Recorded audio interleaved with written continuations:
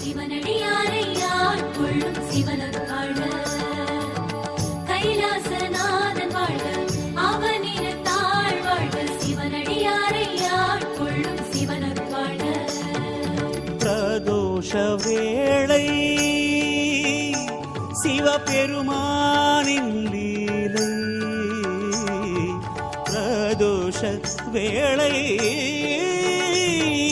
கூடுடைய செவியன் விடையேறிய தூவெண் மதிசூடி காடுடைய சுடலை பொடி பூசிய துள்ளம் கவகள்வன் ஏடுடைய மலரான் உனை நான் பணிந்தேத்த அருள் செய்த வீடுடைய பிரமாபுரமேவிய பெம்மானிவன் அன்றே. सत्योजाताय वै नमो नमः अवयव भैणादि भवय भवस्वमा ओम भवाय नमः.